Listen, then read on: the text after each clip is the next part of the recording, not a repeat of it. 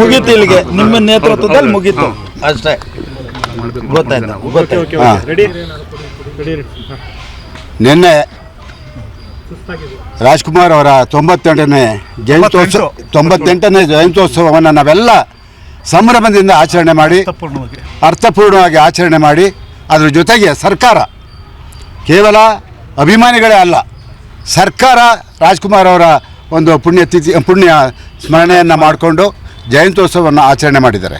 ಆದರೆ ನಿನ್ನೆ ಈ ಚೇತನ್ ಅನ್ನೋ ಒಬ್ಬ ವ್ಯಕ್ತಿ ರಾಜ್ಕುಮಾರ್ ಅವರಿಗೆ ಅವರ ಸಮಾಧಿ, ಅಂದರೆ ನಾವು ಯಾರು ಕೂಡ ಅದು ಸಮಾಧಿ ಅನ್ನಲ್ಲ, ಪುಣ್ಯ ಭೂಮಿ ಅಂತೀವಿ. ಆ ಪುಣ್ಯ ಭೂಮಿಯನ್ನು ಆಗಿನ ಮುಖ್ಯಮಂತ್ರಿ ಕುಮಾರಸ್ವಾಮಿ ಅವರು ಕೊಟ್ಟಂಥ ಜಾಗದಲ್ಲಿ ಅವರ ಸ್ಮಾರಕವನ್ನು ಮಾಡಿದರೆ, ಯಾಕೆ ಕೊಟ್ಟಿದ್ದಾರೆ 2.5 ಎಕರೆ ಜಾಗನ ಸಾರ್ವಜನಿಕರಿಗೆ ಉಪಯೋಗ ಆಗಬೇಕು ಅಂತ ಹೇಳ್ಬಿಟ್ಟು ಹೇಳಿಕೆಯನ್ನು ಕೊಟ್ಟು ಇಡೀ ಕರ್ನಾಟಕದ ಕನ್ನಡಿಗರಿಗೆ ಇವನು ಅವಮಾನ ಮಾಡಿದ್ದಾನೆ. ಕುಟುಂಬ ಯಾವತ್ತೂ ಕೂಡ ನಮಗೆ ಸ್ಮಾರಕ ಕಟ್ಟೋದಕ್ಕೆ ಜಾಗ ಬೇಕು ಅಂತ ಕೇಳಿಲ್ಲ, ಯಾರೂ ಕೇಳಿಲ್ಲ. ಸಾರ್ವಜನಿಕರ ಸ್ವತ್ತು ರಾಜ್ಕುಮಾರ್ ಅವರು. ಹಾಗಾಗಿ ನಾವು ಕೇಳಿದ್ದು ರಾಜ್ಕುಮಾರ್ ಅವರ ಪುಣ್ಯ ಭೂಮಿ ಇಲ್ಲಿರಬೇಕು ಅಂತ ಹೇಳ್ಬಿಟ್ಟು ಅದನ್ನು ಮಾಡಿಕೊಟ್ಟಿದ್ದಾರೆ. ಇವತ್ತು ಇಂಥ ಒಬ್ಬ ಅವಿವೇಕಿ, ಬುದ್ಧಿ ಇಲ್ದಂಥವನು, ಅರೆಹುಚ್ಚ, ಚಿತ್ರರಂಗದಲ್ಲಿ ಯಾವುದೇ ಸಕ್ರಿಯವಾಗಿ ಇಲ್ಲ, ಇವನೊಬ್ಬ ನಿರುದ್ಯೋಗಿ, ಇವನು ಅವಕಾಶವಾದಿ.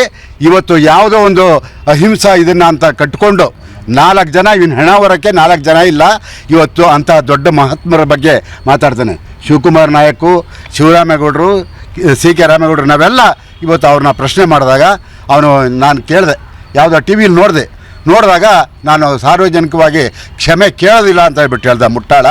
ಈಗ ನಮ್ಮ ಮುಂದೆ ಯಾರಿಗಾದರೂ ನೋವಾಗಿದ್ದರೆ ನಾನು ಕ್ಷಮೆ ಕೇಳ್ತೀನಿ. ನಾನು ಸಮಾಜ ಉದ್ಧಾರ ಮಾಡೋ ದೃಷ್ಟಿಯಲ್ಲಿ ಮಾತಾಡಿದ್ದೀನಿ ಹೊರತು ನಾನು ರಾಜ್ಕುಮಾರ್ ಬಗ್ಗೆ ನಾನು ಮಾತಾಡಿಲ್ಲ. ಅವ್ರ ಬಗ್ಗೆ ಭಾಳ ಗೌರವ ಇದೆ, ಹೀಗೆಲ್ಲ ಮಾತಾಡಿದ್ದೇನೆ.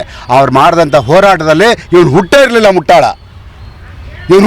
ಇವನು ಗೋಕಾಕ್ ಚಳುವಳಿಯಲ್ಲಿ ಎಲ್ಲಿದ್ದ?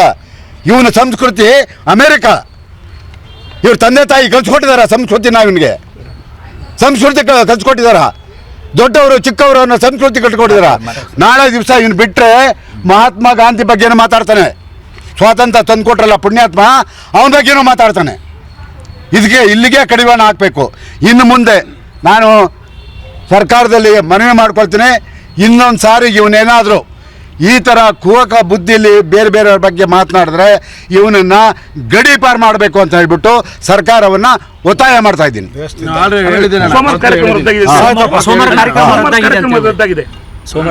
ಇದರ ಬಗ್ಗೆ ಈಗಾಗಲೇ ನಾನು ಅನೇಕ ಮೀಡಿಯಾಗಳಲ್ಲಿ ಹೇಳಿದ್ದೆ.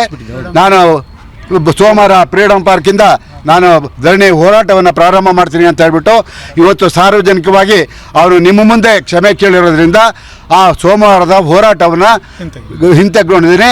ಇವತ್ತು ಇಡೀ ಮಾಧ್ಯಮ ಇದನ್ನು ಖಂಡಿಸ್ತಾ ಇದೆ ಸರ್. ನಾನು ಆ ಮಾಧ್ಯಮದವರಿಗೆ ಒಂದು ದೊಡ್ಡ ಸೆಲ್ಯೂಟ್. ಇಡೀ ಮಾಧ್ಯಮ ಶಿವಕುಮಾರ್, ಇಡೀ ಜನ ಇದನ್ನು ಖಂಡಿಸ್ತಾ ಇದ್ದಾರೆ. ಈ ಮುಟ್ಟಾಳನಿಗೆ ಅರ್ಥ ಆಗಬೇಕು, ಇವನಿಗೆ ಮರ್ಯಾದೆ ಕೊಡಬೇಕಂತೆ. ಯಾವ ಸೀಮೆ ಲೀಡರ್ ಇವನು, ನಾಯಕ ಇವನು. ಸತ್ರ ಹೆಣ ಹೊರಗೆ 4 ಜನ ಇಲ್ಲ. ಇಂಥವರೆಲ್ಲ ಇವತ್ತು ರಾಜ್ಕುಮಾರ್ ಬಗ್ಗೆ ಮಾತಾಡ್ತಾನೆ. ಹಾಗಾಗಿ ಮತ್ತೊಮ್ಮೆ ನಾನು ಈ ಮಾಧ್ಯಮದವರು ಇವತ್ತು ನೀವು ಕೊಟ್ಟಂಥ ಸಹಕಾರ ನಾವು ಯಾವತ್ತೂ ಕೂಡ ರಾಜ್ಕುಮಾರ್ ಕುಟುಂಬ ಋಣಿಯಾಗಿರುತ್ತೆ.